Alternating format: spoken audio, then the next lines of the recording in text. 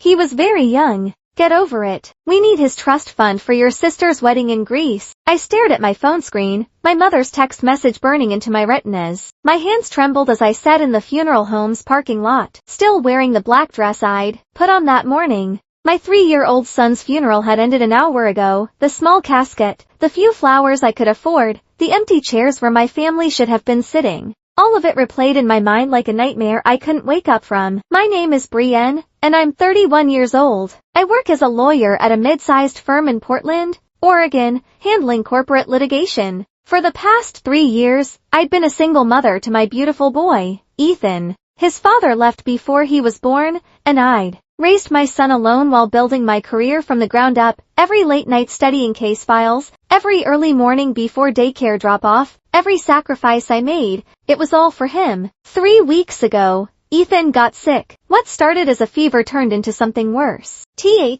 Doctors did everything they could, but his little body just couldn't fight it anymore. I held his hand as he took his last breath, whispering that mommy loved him, that everything would be okay. But nothing was okay. Nothing would ever be okay again. My family knew about the funeral. I'd sent them the details 2 weeks ago. My parents lived just 40 minutes away in Vancouver, and my younger sister Jessica was staying with them while planning her wedding. I'd ask, no, beg them to come, to be there for me, to help me say goodbye to my son, their grandson, their nephew. Instead, they chose a venue tasting for Jessica's destination wedding. The text from my mother came with a photo attached. I opened it, and there they were, my parents and Jessica, all smiling broadly, holding champagne glasses at some upscale restaurant. The caption read, found the perfect place for the rehearsal dinner. Jessica is going to have the wedding of her dreams. My sister had sent her own message, sorry I couldn't make it today, but you understand, right? This wedding only happens once. Besides, Ethan was just a baby. It's not like he would have remembered anything anyway.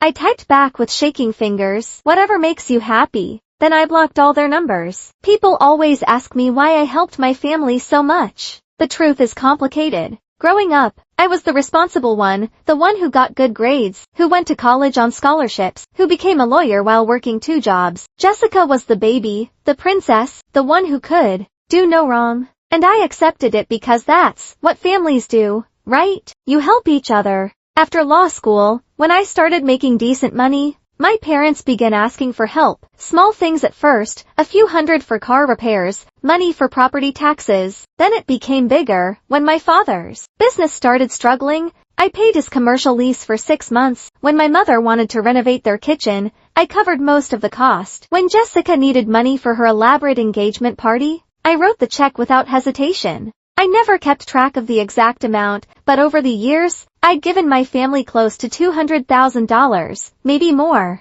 It became normal, expected. They'd call, I'd transfer money. Sometimes they said thank you. Usually they didn't, but none of that mattered anymore. What mattered was that my son was gone, and they couldn't be bothered to show up because they were too busy planning Jessica's dream wedding to some guy named Brandon she'd been dating for 8 months. I'd set up a trust fund for Ethan. When he was born, I wanted him to have opportunities I never had, to go to any college he wanted, to never worry about money the way I did growing up. I'd put away $50,000 initially and added to it whenever I could. With careful investments and some luck, it had grown to $850,000. That money was supposed to be his future, his education, his life. Now, it was just sitting there, and apparently my family had decided it should fund Jessica's Mediterranean fantasy wedding. I sat in my car as the sun began to set, watching the funeral home staff turn off the lights and lock the doors. A handful of my colleagues from work had attended the service. My boss had sent flowers. Ethan's daycare teacher had cried more than my own mother probably would have. My phone buzzed with a notification. I'd forgotten to block my father. His message was brief. Your mother said you're being dramatic. Well,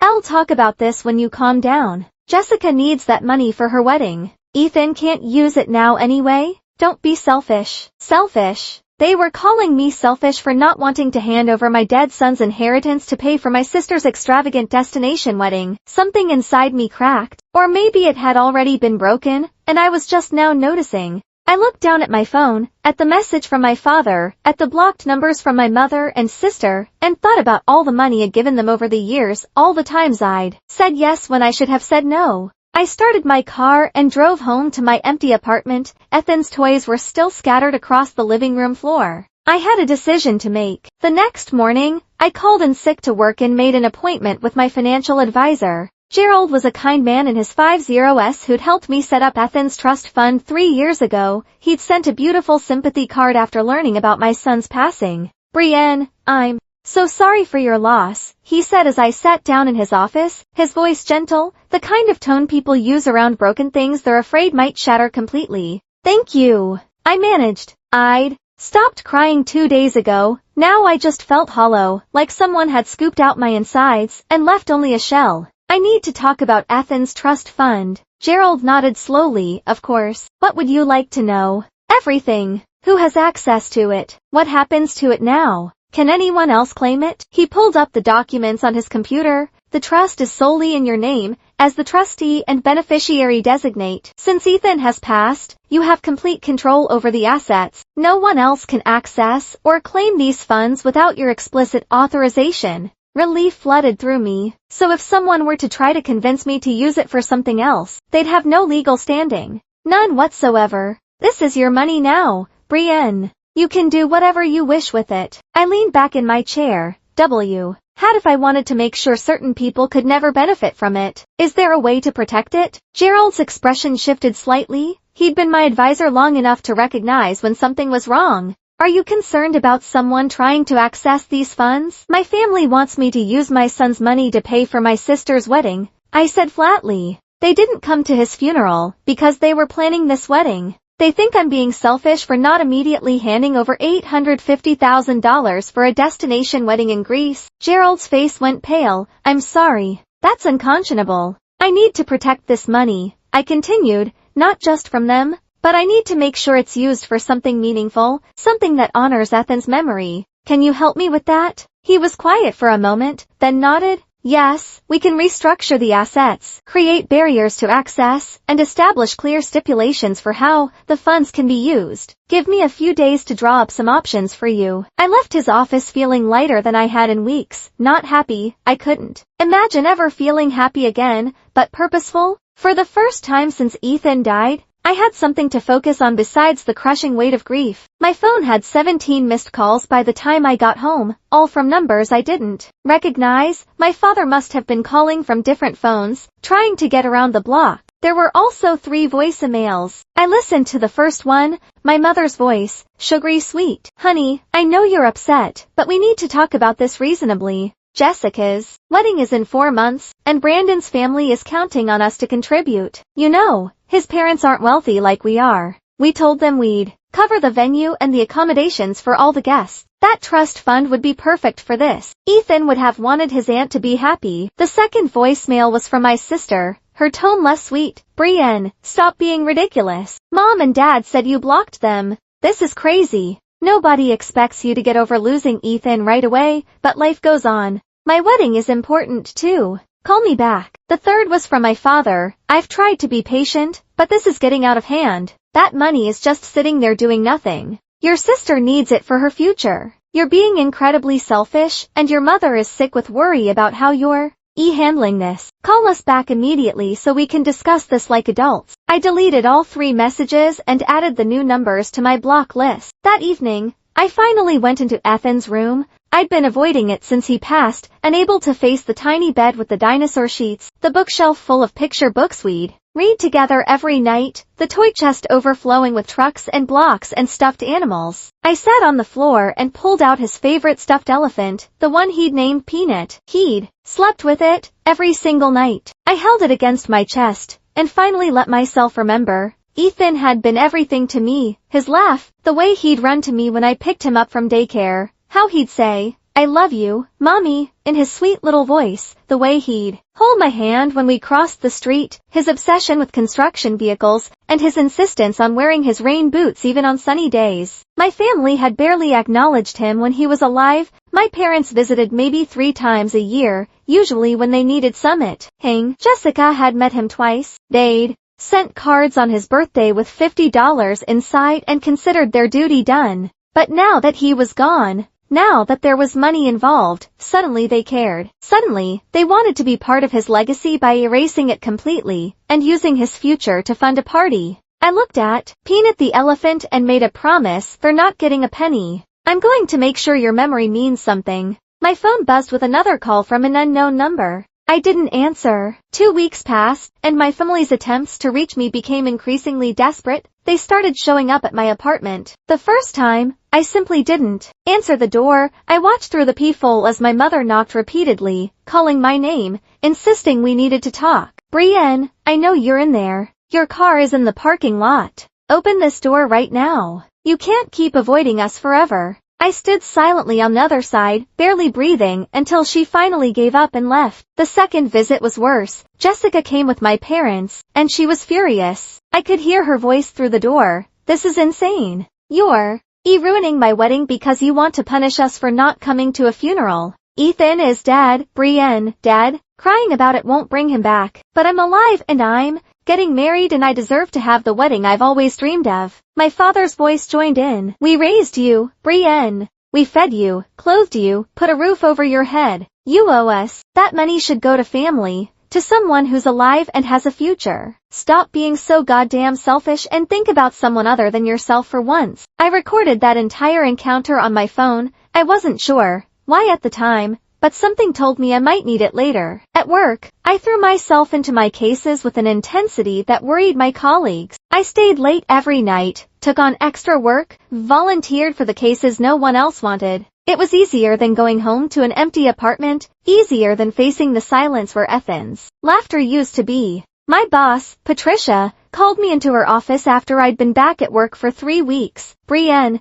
I need to talk to you about something, she said, gesturing for me to sit. I'm worried about you. I'm fine, I said automatically. My work hasn't suffered. I've actually closed 2 cases ahead of schedule this month. That's exactly what concerns me, Patricia said gently. You're working yourself into the ground. You're here before everyone else. You leave after everyone's gone, and you're taking on more than any human being should handle. I understand you're grieving, but this isn't healthy. I looked down at my hands. Working is the only thing that makes sense right now. Everything else is just noise. Patricia was quiet for a moment. I also heard from HR that your family has been calling here asking to speak with you. We've been redirecting them as you requested, but they're becoming quite insistent. Is everything all right? Define all right, I said bitterly. My family skipped my son's funeral to taste wedding cakes, and now they want me to give them his trust fund to pay for my sister's destination wedding.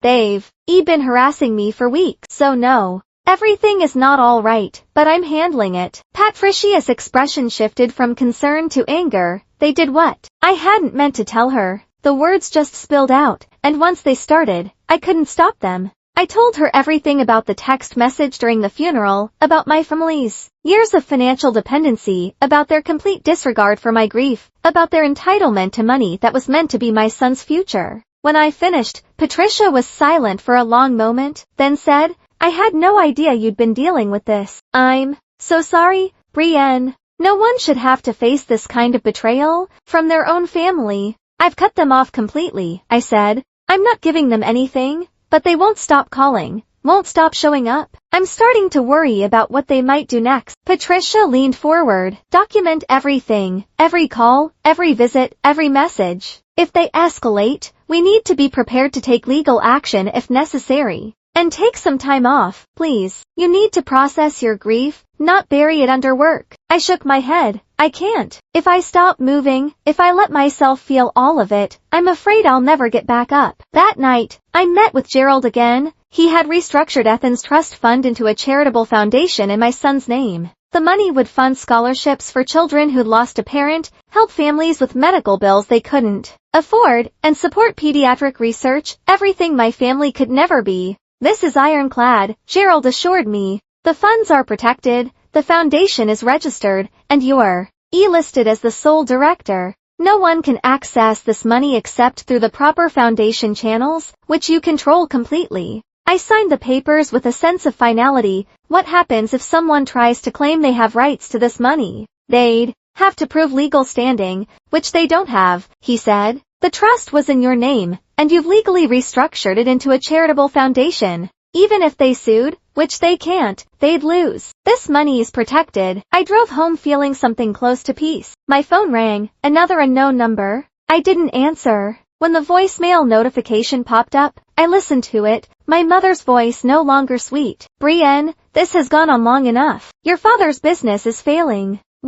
He had to put our house on the market. Jessica had to postpone her wedding because we can't afford to pay for it anymore. This is your fault. You've destroyed this family because you're too bitter about a child who's already gone. Call us back or I swear to God I'll make you regret this. I saved the voicemail, added it to the growing collection of evidence I'd been keeping, then realized something that should have been obvious from the start. My family hadn't just been asking for money, they'd been depending on it, expecting it, building their entire lifestyle around the assumption that I would always say yes, always help, always be their personal bank account. And now that I'd stopped, their whole world was crumbling. Part of me felt guilty, the other part felt nothing at all. A month after Ethan's funeral, I came home from work to find my apartment had been broken into. The door wasn't damaged, someone had used a key, my spare key, the one I'd given my parents years ago for emergencies. Nothing was stolen. Instead, there was a note on my kitchen counter in my mother's handwriting. We came to talk sense into you since you won't answer our calls. The trust fund paperwork should be in your home office. We looked but couldn't find it. Call us immediately.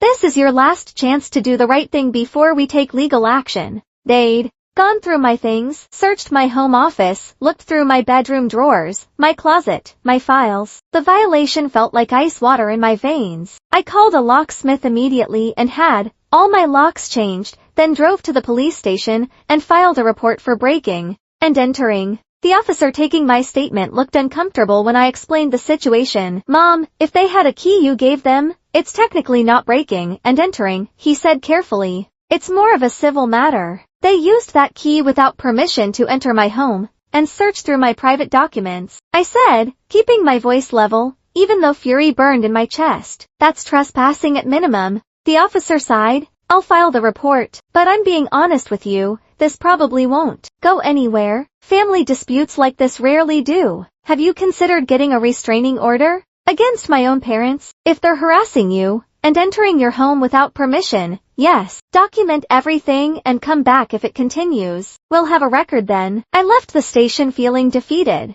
When I got home, I noticed something else. The photo albums I kept in my closet had been disturbed, the ones full of pictures of Ethan. They'd gone through those, too, probably looking for bank statements or legal documents hidden between the pages. The thought of my mother's hands on those photos, of Jessica flipping through images of the nephew she couldn't be bothered to know while searching for money, made me physically sick. That night, I couldn't sleep. I kept thinking about what they'd touched, what they'd seen, how they'd invaded the one space that was supposed to be safe. Around 3 o'clock in the morning, my phone rang. I'd forgotten to block this particular number, my father's office line. I answered without thinking. Hello? Finally, my father's voice came through sharp and angry. Do you have any idea what you've put us through? Your mother hasn't slept in weeks. Jessica's fiancé is threatening to call off the wedding. We've had to borrow money from your uncle just to keep the lights on. You broke into my apartment, I said, my voice hollow. You went through my things. We used a key you gave us. He countered. We're your parents. We have a right to know what you're doing with that money. Jessica deserves that wedding, Brienne. She's been planning it for months. You can't just destroy her dreams because you're angry. My son is dead, I said quietly. Then is dead. And you didn't come to his funeral. You chose wedding planning over saying goodbye to your grandson. Oh, for God's sake, my father exploded.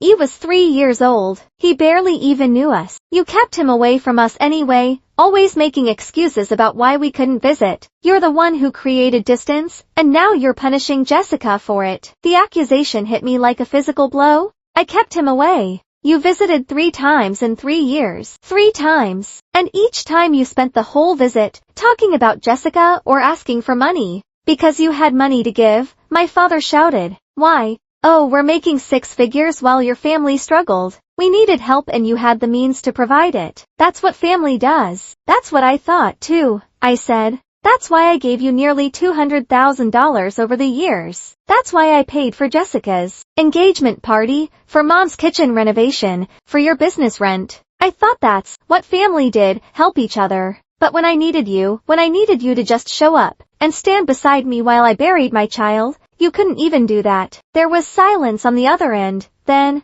you're being dramatic. Jessica's wedding is important. It's a once-in-a-lifetime event. Funerals happen all the time. We can mourn Ethan any time. But Jessica's wedding date was already set. Something snapped inside me. The last fragile thread connecting me to these people finally broke. You're right, I said calmly. Jessica's wedding is once in a lifetime, and she'll have to figure out how to pay for it herself, just like I figured out how to bury my son alone.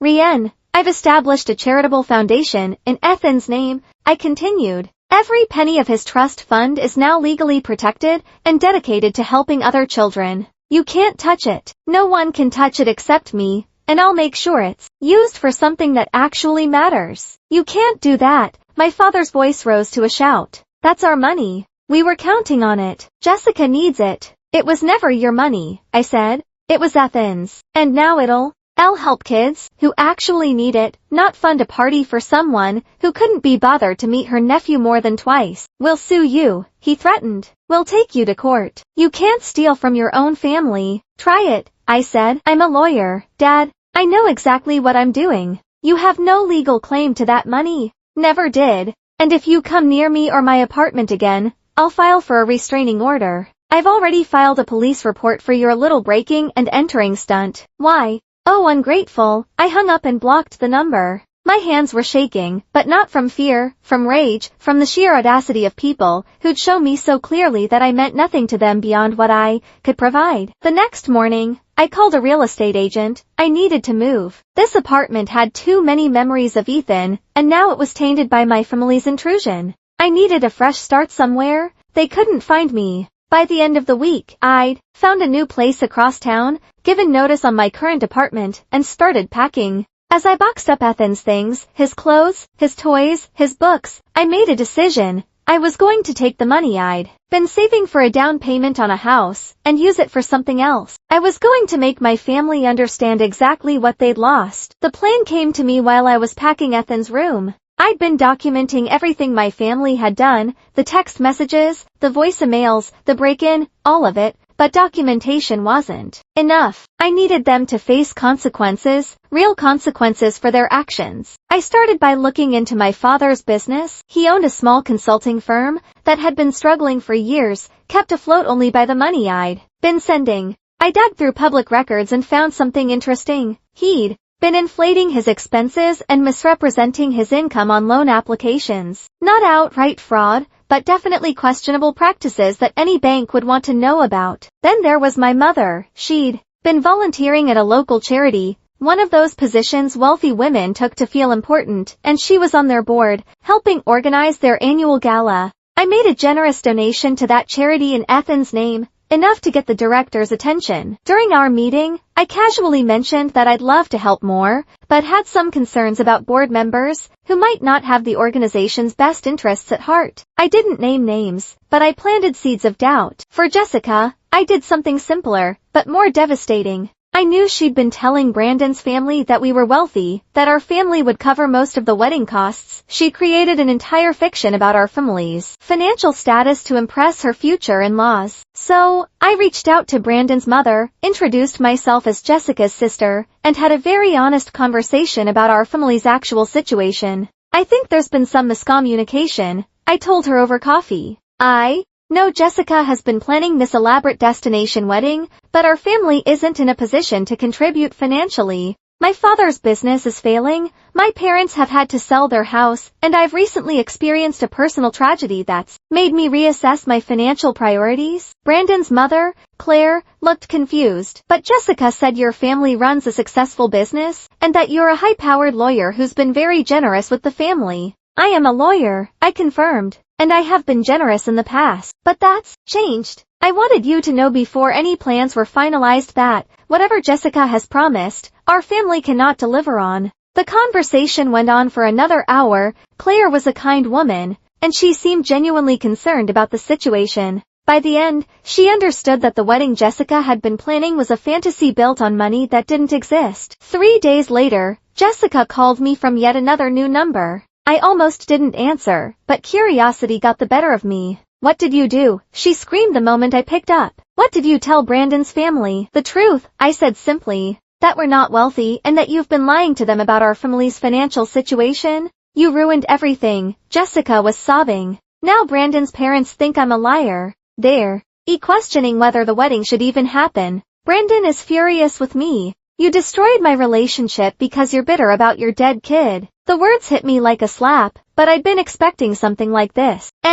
Oh, Jessica, you destroyed your own relationship by building it on lies. I just stopped enabling those lies. Mom and Dad are right about you, she spat. You're selfish and cruel. Ethan died because you were a terrible mother, probably. You were always working, never paying attention to him. This is all your fault. And now you want everyone else to suffer because you're miserable. My vision went red. Say that again, I said, my voice dangerously quiet. Say one more word about my son. Jessica must have heard something in my tone because she went quiet, then whispered, I didn't mean. Yes, you did. I cut her off. You meant every word. That's who you really are. Someone who would use a child's death as a weapon because she can't afford her dream wedding. And you know what? You deserve everything that's coming to you. I hung up and immediately called my lawyer, not my boss, Patricia, but a family law attorney I knew from law school. I explained the situation and asked about my options. You want to sue your own family? She asked carefully. I want them held accountable, I corrected. They broke into my home. They've been harassing me for months, and my sister just told me my son died because I was a negligent mother. I want restraining orders. I want charges filed for the break-in, and I want them to understand that actions have consequences. My lawyer was quiet for a moment. Rian, I'll help you with the restraining orders, but you need to think about what you're doing here. Family litigation gets ugly fast, and it sounds like things are already pretty ugly. They made it ugly when they skipped my son's funeral, I said. I'm just finishing what they started. The restraining orders were filed within the week. My parents, Jessica, and even my uncle, who'd apparently been helping them, received notices that they were to stay at least 500 feet away from me at all times. No contact, no communication, nothing. My father called Patricia's office the day after he was served, threatening legal action against the firm for my harassment of the family. Patricia shut that down immediately, making it clear that any further contact would result in additional legal action from both me and the firm. But the real blow came 2 weeks later. My father's bank received an anonymous tip about his questionable business practices, and an audit was launched. My mother was quietly asked to step down from the charity board after several other board members expressed concerns about her judgment and integrity. And Jessica's wedding was officially called off when Brandon's family refused to help pay for it, and my parents couldn't come up with the money they'd promised. I learned all of this through the grapevine, friends of friends, professional networks, the small ways information travels in any community. I didn't feel triumphant. I didn't feel victorious. I felt empty, like I'd hollowed myself out to make room for all this revenge, and now that it was done, there was nothing left. Then my mother did something that changed everything. She went to the press. Not the big newspapers, but local news outlets, social media, anywhere that would listen. She told them a story about a cruel, heartless daughter who'd stolen her dead son's inheritance from his grieving grandparents. She painted herself and my father as devastated grandparents, denied the chance to honor their grandson's memory, and painted me as a monster who was using the money for myself while letting my family suffer. The story went viral in our local community. Suddenly, I was the villain in a narrative I hadn't even known existed. My phone exploded with messages from people I hadn't heard from in years,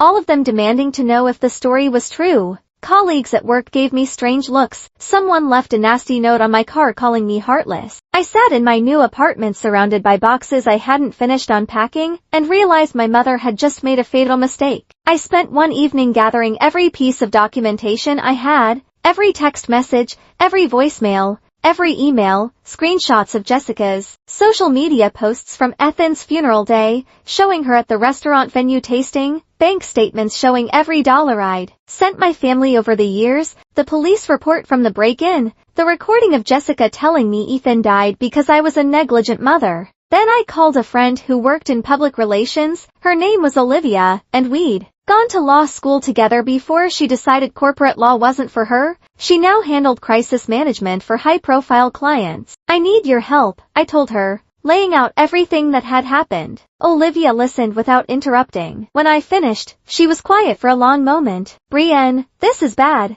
Your mother's story is gaining traction because it's emotional, dead child, grieving grandparents, cold-hearted daughter. It's a narrative people want to believe because it's simple. But it's not true. Truth doesn't matter if the lie is more compelling, Olivia said bluntly. But here's the thing. You have documentation, you have proof, and more importantly, you have a counter-narrative that's even more emotional if we tell it right. What do you mean? We need to get ahead of this, not with a defensive statement, but with the full truth, and we need to do it publicly, the same way your mother did. Are you prepared for that? Because once you go public, there's no taking it back. I thought about Ethan, about his funeral where I'd stood alone, about the trust fund I'd protected in his name, about the foundation that would help other children because my family couldn't be bothered to care about my own. I'm ready, I said. Olivia and I spent the next 3 days crafting a statement, not a defensive one, not an angry one, but a factual recounting of everything that had happened. We included screenshots, voicemails, everything. Then we reached out to the same local news outlets my mother had contacted, and offered them the full story, the real story. The reporter who'd originally run my mother's story called me personally. Her name was Jennifer, and she sounded genuinely apologetic. I should have gotten both sides before running that piece, she admitted. Why? Our mother was very convincing, and the story was compelling, but I should have done my due diligence. You can make it right now, I said.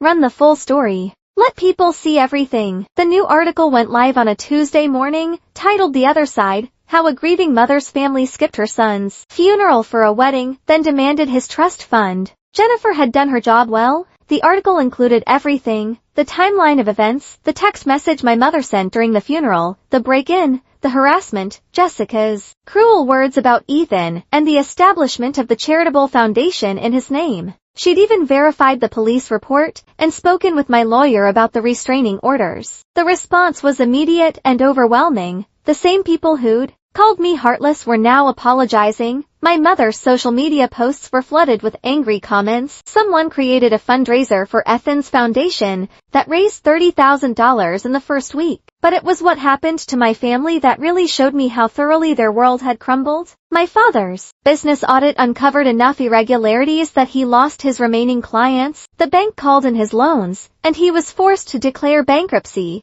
The house they'd already put on the market sold, but for far less than they'd hoped, barely covering what they owed. My mother, who'd built her entire social identity on being a pillar of the community, found herself ostracized. The charity board not only asked her to step down, but publicly distanced themselves from her. Her friends stopped calling. Her book club suddenly had no room for her. Jessica's relationship with Brandon didn't survive. His family made it clear they wanted nothing to do with someone who'd lied so extensively, and Brandon, who'd apparently been having his own doubts, ended the engagement. Jessica moved back in with our parents into their small rental apartment, the only place they could afford after selling the house. I learned all of this not from them, the restraining orders held, but from Olivia, who monitored the situation to make sure they didn't violate the court orders or try to restart their public campaign against me. They're done, Olivia told me over coffee one afternoon. Why? Our father can't get work because no one trusts him. Your mother is basically a social pariah, and Jessica is working at a department store because she can't find anything in her field.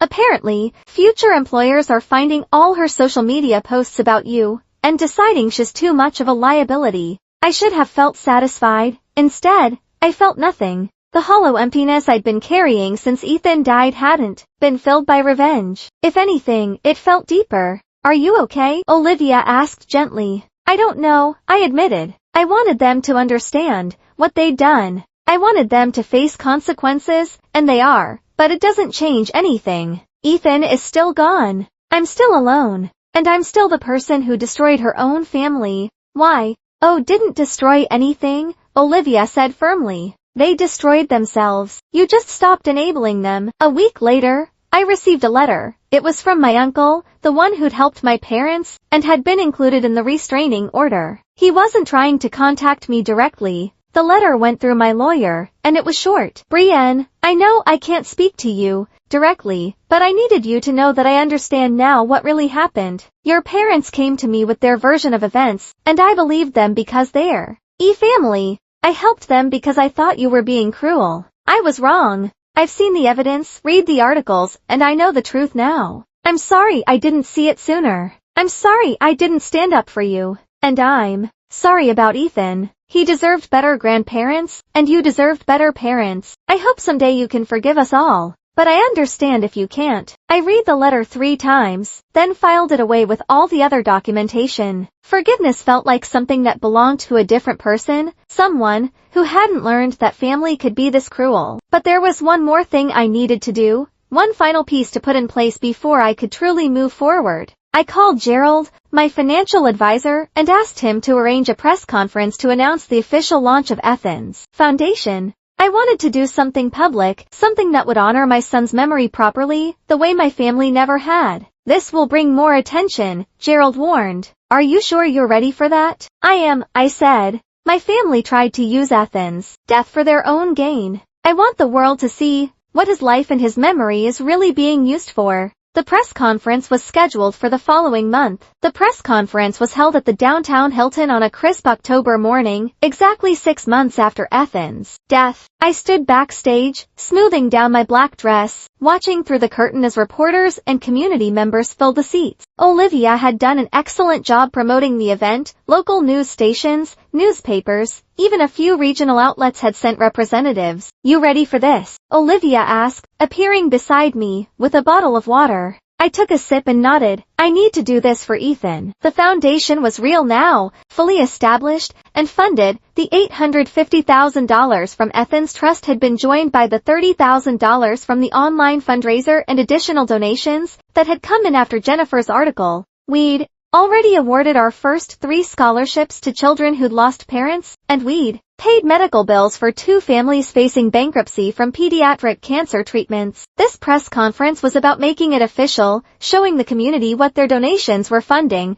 and most importantly, ensuring that Athens' name would be remembered for something beautiful instead of being a footnote in my family's greed. Patricia had come to support me, sitting in the front row, as had Jennifer, the reporter who'd helped set the record straight, and Olivia, of course, who'd orchestrated this entire event. The foundation's board chair, a retired pediatrician named Dr. Helen, walked onto the stage to introduce me. Through the curtain, I saw her approach the podium, adjusting the microphone. Good morning, everyone. Thank you for joining us for this very special announcement. 6 months ago, this community heard a story about greed and betrayal. Today, I want to tell you a story about love and legacy. Please welcome Brienne, founder and director of the Ethan Hope Found. Ashen. The applause was warm as I walked onto the stage. The lights were bright, momentarily blinding me, but I found my footing and stood at the podium. I'd prepared remarks, printed them out, and practiced them a dozen times. But when I opened my mouth, different words came out. My son Ethan was 3 years old when he died. I began, my voice steady despite the emotion tightening my chest.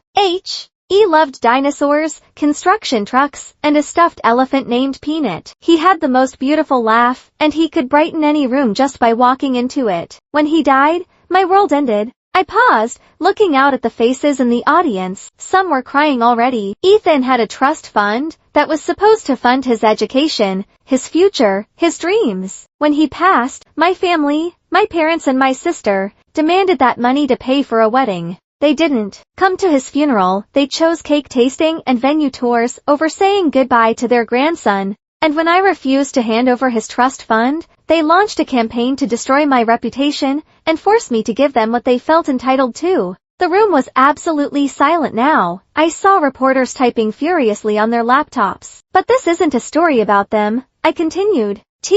His is a story about Ethan and about making sure his short life mattered. The Ethan Hope Foundation exists to help families facing the kinds of challenges we faced: medical bills, lost income, the overwhelming cost of grief. We provide scholarships to children who've lost parents. We pay medical bills for families drowning in debt. We fund pediatric research. We turn tragedy into hope. I pulled out a folder and held it up. In the past 6 months, we've helped 15 families. We've awarded scholarships to 3 remarkable children. We've paid over $200,000 in medical bills, and we're just getting started. The applause started then, growing louder until it filled the room. I let it wash over me. This moment of acknowledgement, of community support, of validation that Athens' life and death meant something. When the applause died down, I continued, I want to thank everyone who's donated, who shared our story, who's believed in this mission. Every dollar given to this foundation honors my son's memory in a way my family never could. Dr. Helen joined me on stage then, presenting a large check, a donation from a local hospital system for $100,000. More applause, more flashing cameras. After the formal presentation, reporters had questions.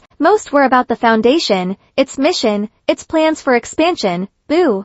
Inevitably, someone asked about my family. Brienne, your mother has made statements on social media claiming you've reconciled and that she supports the foundation. Can you comment on that? I hadn't seen these posts. I'd blocked all my family on every platform, but I wasn't surprised my mother was trying to insert herself into this positive narrative. I have no contact with my parents or my sister, I said clearly.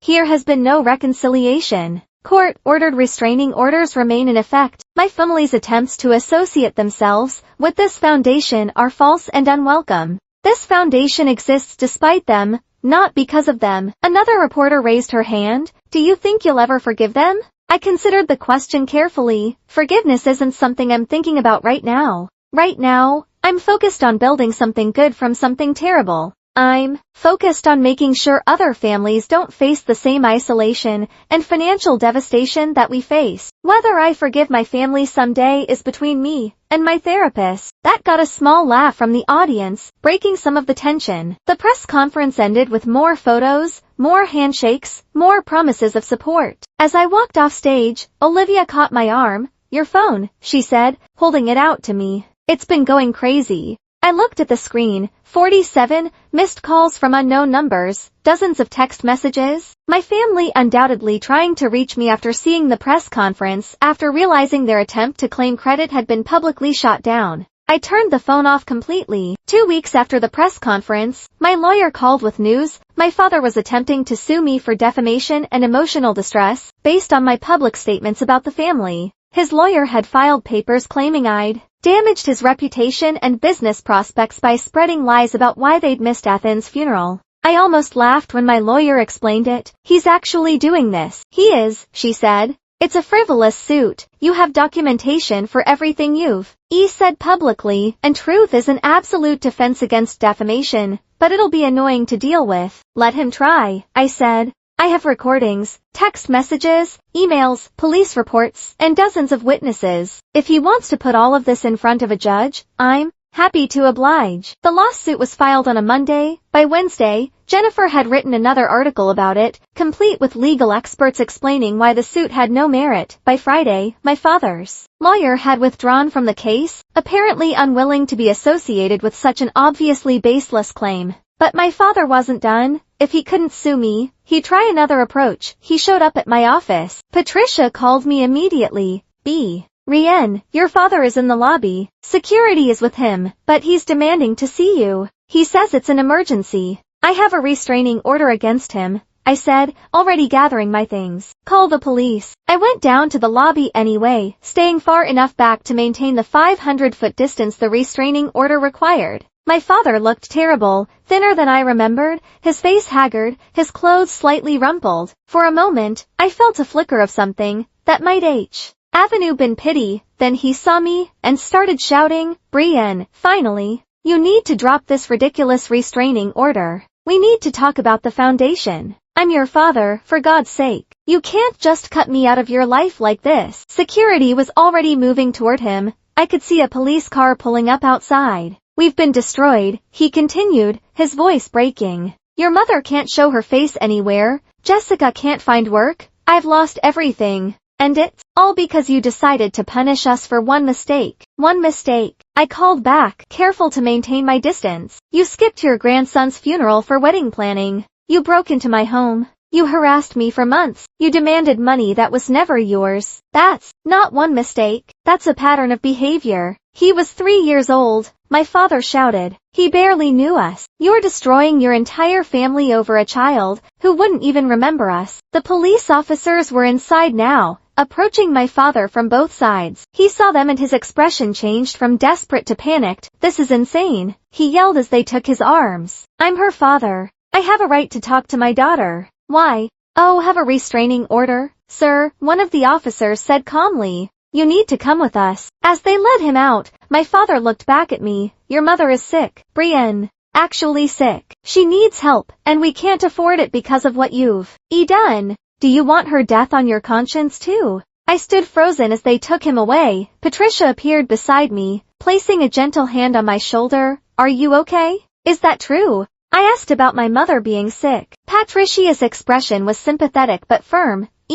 Then if it is, Brienne, it's not your responsibility. They made their choices. They're living with the consequences." I knew she was right, but that night, I couldn't stop thinking about it. I called my uncle, not directly, but through my lawyer, asking if it was true. His response came the next day. "Your mother has high blood pressure and stress-related issues. Nothing life-threatening. Your father is exaggerating to manipulate you. Don't fall for it." So even now, even facing the complete collapse of their lives, my family was still trying to manipulate me, still trying to find a way to make me responsible for fixing their problems. The violation of the restraining order meant my father spent 3 days in jail. When he was released, there were additional legal consequences, fines, a more restrictive restraining order, and a warning that any future violations would result in more serious charges. My mother had a different approach. She couldn't contact me directly, so she went back to social media, posting long emotional messages about a mother's pain, about being separated from her daughter,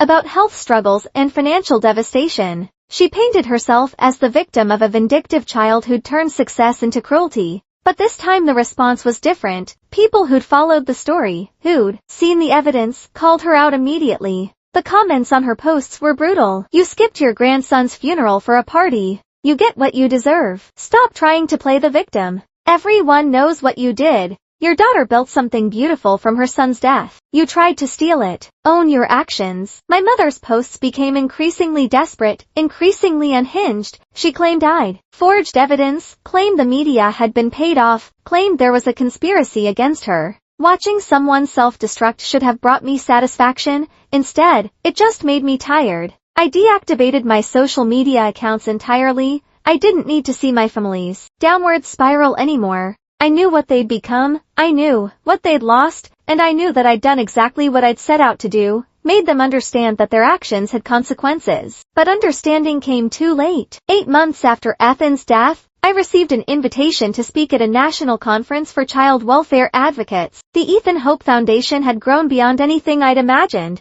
We'd helped over 50 families, established partnerships with 3 major hospitals, and our scholarship program was being used as a model by other organizations. I stood on the stage in Seattle, looking out at an audience of social workers, advocates, lawyers, and medical professionals.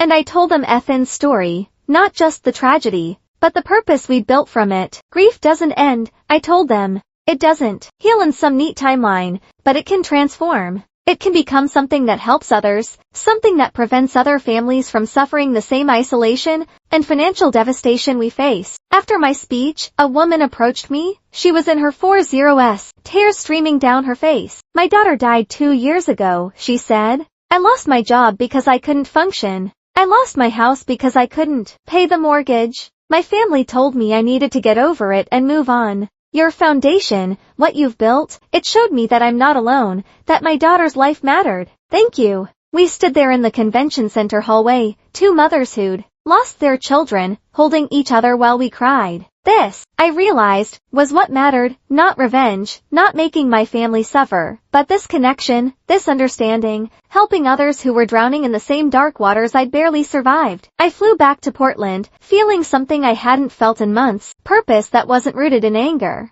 My apartment was no longer filled with Ethan's things. I'd carefully packed them away, keeping his room intact in a storage unit until I was ready to face it. But I'd framed his favorite photo and put it on my mantle, Ethan at the park laughing, his hair messy from playing, pure joy on his face. "I did it, baby," I whispered to the photo. "I made sure you mattered. I made sure your life meant something." My phone rang. It was my lawyer with an update I'd been expecting. "Your parents' rental lease isn't being renewed," she said. He landlord cited repeated disturbances and concerns about their behavior. Jessica was let go from her job at the department store for social media posts about customers. Your father filed for bankruptcy protection, but it was denied because of the irregularities in his business dealings. They're essentially homeless now. Where will they go? I asked, surprised that I cared enough to ask. Why? Our uncle offered them his guest house, but only if they agreed to family therapy and stopped their social media campaigns against you. They refused. Last I heard, they were looking at a long-term motel situation. I sat down on my couch, trying to process how completely their lives had fallen apart. They'd lost their home, their business, their social standing, their relationships, everything. And it had all started because they couldn't be bothered to show up for a child's funeral. Rian, my lawyer's voice came through the phone. Are you okay? I don't know, I admitted. I wanted them to face consequences, and they have, but I don't feel what I thought I'd feel. What did you think you'd feel? Satisfaction, maybe, victory. But instead, I just feel empty. Like I've spent so much energy on revenge that there's nothing left for anything else. My lawyer was quiet for a moment. Maybe it's time to stop focusing on them, and start focusing on you. You've built an incredible foundation. You've helped dozens of families. You've turned your tragedy into something meaningful. That's your victory, not their downfall. After we hung up, I sat in the quiet of my apartment, thinking about what she'd said. The foundation was thriving, I was helping people, I protected Ethan's memory and ensured his trust fund did good in the world. My family's destruction was just a side effect of their own choices, not my goal. But there was something else I needed to do, something I'd been avoiding. I drove to the cemetery where Ethan was buried. I hadn't been back since the funeral. The thought of that small headstone with his name was too much to bear. But now, with the foundation established and my family's chapter closed,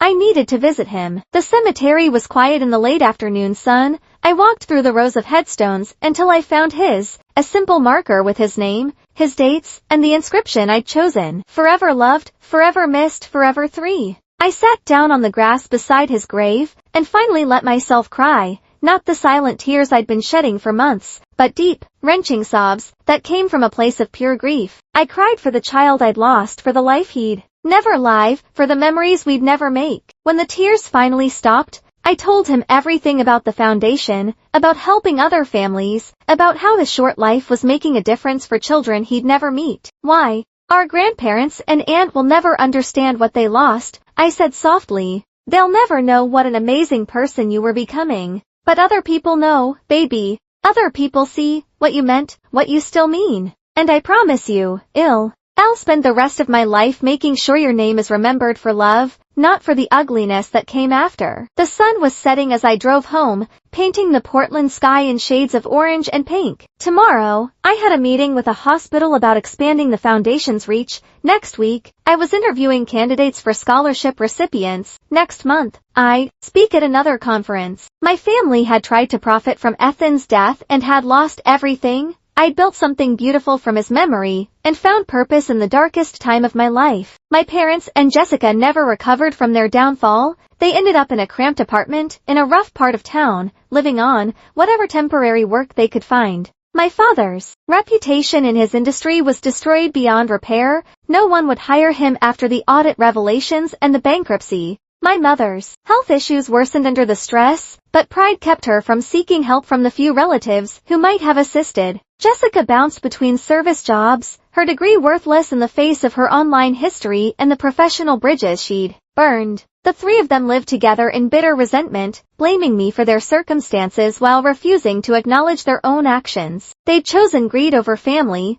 cruelty over compassion, and they would spend the rest of their lives living with those choices. My uncle kept me updated occasionally, not because I asked, but because he felt I should know. Each update confirmed what I already understood. They destroyed themselves long before I'd ever taken action. As for me, I learned that revenge is a hollow victory, when grief is the price you paid for the battle. The foundation thrives, Ethan's name lives on in the children we help, and I found purpose in transforming tragedy into hope. But late at night, when the apartment is quiet, I still reach for my phone to text my family about my day before remembering we're strangers now. I don't regret protecting my son's legacy or holding them accountable for their cruelty, but I've learned that justice and healing aren't the same thing. Some wounds close but never disappear. They simply become part of the landscape of who you are. Ethan deserved better than the family he was born into. So I built him a different legacy, one where love matters more than money, where his brief life continues to touch others,